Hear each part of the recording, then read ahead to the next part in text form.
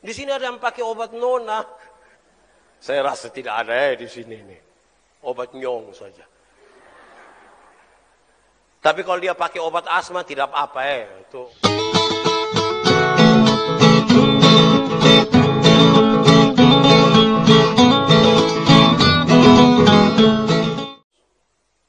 Dalam persiapan perjamuan kudus, kita diingatkan sebelum masuk kepada ini larangan, dia kasih tahu, hendaklah masing-masing orang yang akan masuk dalam perjamuan kudus, hendaklah dia menyadari akan dosa dan kesesatannya. Sadar sedikit.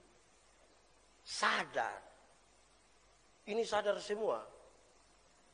Sadar. Sadar terus merendahkan diri di hadapan Tuhan Allah. Merendahkan diri di hadapan Tuhan Allah.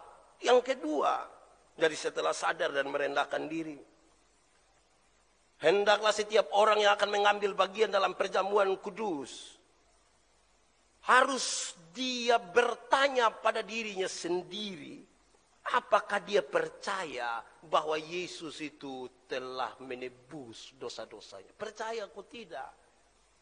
Kalau tidak percaya tidak usah. Percaya atau tidak? Kalau percaya datang. Kalau tidak percaya tidak usah. Percaya datang ikut pertemuan. Tidak percaya tidak usah. Pak Pendeta masa turun kita tidak ikut gereja? Iya, maksudnya supaya kita memahami dengan baik hal-hal ini. Ketiga dia bilang begini, bagi setiap orang yang akan mengambil bagian dalam perjamuan kudus, haruslah memeriksa diri.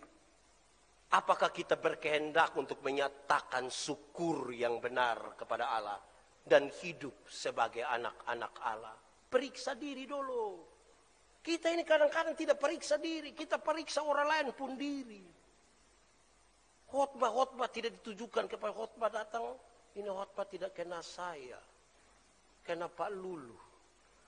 Dia lewat saya pun kepala saja. Periksa diri.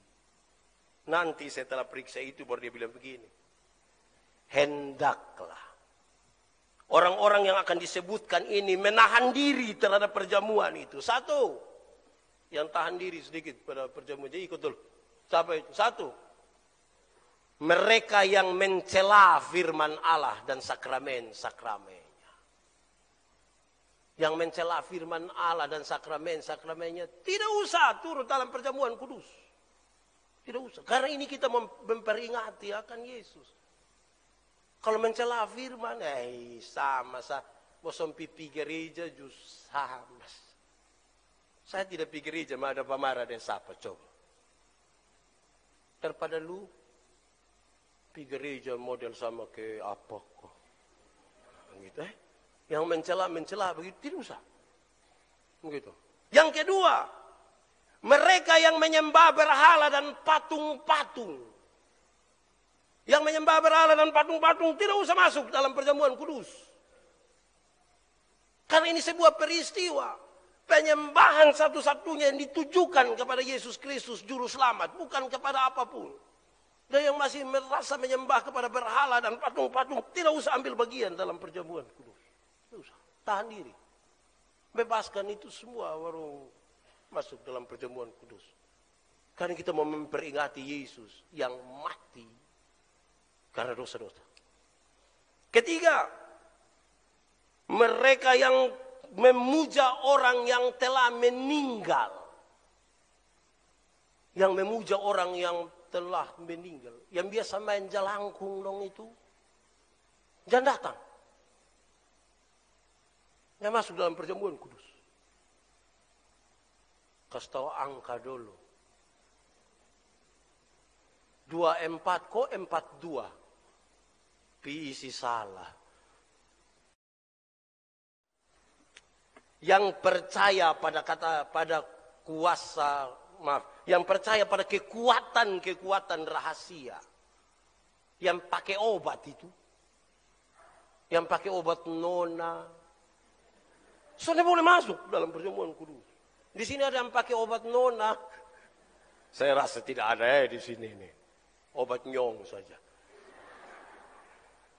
Tapi kalau dia pakai obat asma tidak apa-apa itu obat juga. Tapi yang percaya pada kekuatan rahasia tidak boleh. Yang bersumpah palsu. Yang bersumpah palsu tahan diri, tidak usah ikut perjamuan. Yang bersumpah palsu. Salah satu bentuk sumpah palsu itu yang datang kau bilang, ya saya percaya dan berjanji dengan segenap hati. Bikin muka sedih-sedih, berfoto, kirim di kampung supaya orang tahu dia ada CD. Tapi as itu dia tidak pernah injak gereja, itu sumpah palsu. Yang bersumpah palsu jangan ambil bagian dalam perjamuan kudus. Kan itu sumpah palsu. Kalau sumpah itu as itu. Sumpah saya tidak ambil, saya hanya pindahkan saja. Itu tidak pantas itu. Sumpah ini tidak gusur. Hanya saudara yang bilang, saya tidak bilang. Yang bersumpah palsu tidak boleh. Yang apa lagi? Yang menimbulkan perpecahan dalam jemaat. Kan ini makan keluarga ini. Yang menimbulkan perpecahan dalam jemaat. Jangan ambil bagian dalam perjamuan kudus. Yang hasut sana, hasut sini. Yang kalau dia bawa omong kita lihat dari jauh dia bilang, lu ada dengar kosong deh. Itu tuh hasut itu. Coba angkat tangan yang biasa menghasut. Di sini sonde, di sini omong terus terang saja. Itu tahan diri. Yang menimbulkan perpecahan dalam jemaat, jangan. Tahan diri.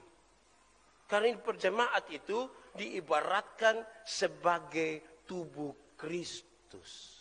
Tubuh Kristus. Mata tidak lebih penting dari tangan. Kaki tidak lebih penting dari perut. Itu harus saya bilang kepada saudara, siapa yang malam-malam ketika di perut sakit, mau pi belakang, terus kaki bilang perut. Lu jamara, lu pi sendiri saya. Tidak bisa. Mau pi kita pi semua. Jadi yang menimbulkan perpecahan dalam jemaat, merusak tubuh Kristus.